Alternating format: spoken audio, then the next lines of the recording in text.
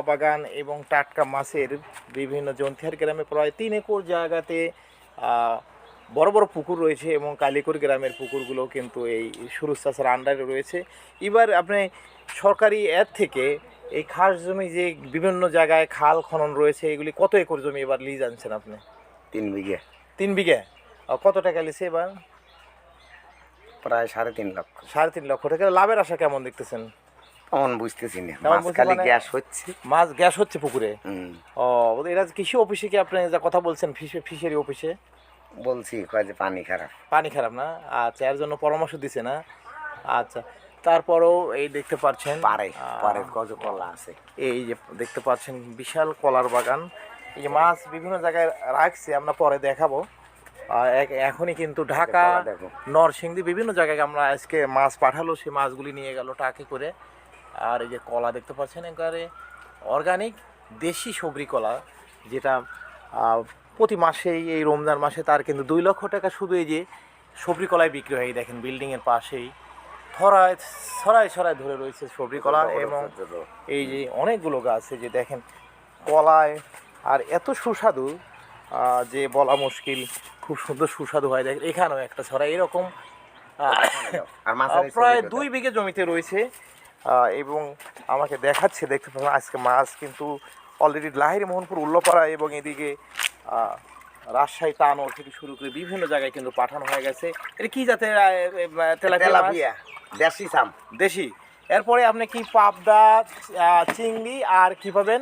না, চিংড়ি পাবো না, জিয়াল পাবো। জিয়াল পাবেন না? আর টাকি মাছ? টাকি।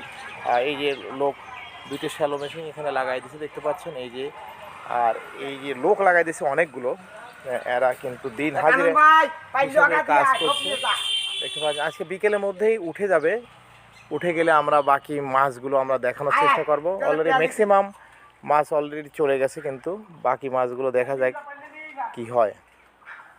তো আমরা বাকি কলার বাগানের কিছু অংশ দেখাবো। আর একটা সুন্দর কলার ছড়ি হয়েছে দেখতে পাচ্ছেন, খুব সুন্দর কলার ছড়ি। এইভাবেই প্রায় প্রতি মাসে 1 লাখের মতো কিন্তু কলার বিক্রি হয়ে থাকে। এটি হচ্ছে জন্তিহা, ফরিদপুর, পাবনা। এই দেখেন এই যে সব জায়গায় সুন্দর সুন্দর কলার ছড়ি প্রতি মাসে কিন্তু নানা জাতের মেডিসিন দিয়ে, যে ওখানে একটা দেখতে পাচ্ছেন কলার ছড়ি। এইভাবেই এবং বাড়ির পিছনে অনেক এরিয়া জুড়ে কিন্তু তার এই কলার বাগান রয়েছে এবং পুকুর এই মিশ্র চাষ করে। আর এইভাবেই কিন্তু ছেলে মেয়েদের মানুষ করছে। এই দেখেন আর একটা কী সুন্দর, এবং নিজেও স্বাচ্ছন্দ্যভাবে চলছে। তো ধন্যবাদ সবাইকে ভিডিওটি দেখার জন্য। আবার অন্য একটি ভিডিও নিয়ে হাজির হব। আসসালামু আলাইকুম ওয়া রাহমাতুল্লাহি ওয়া বারাকাতুহু। এই যে তেল আনতে যাচ্ছে, তেল এনেই আবার মেশিন চালাবে। এই যে কানন ভাই চলে যাচ্ছে তেল আনার জন্য।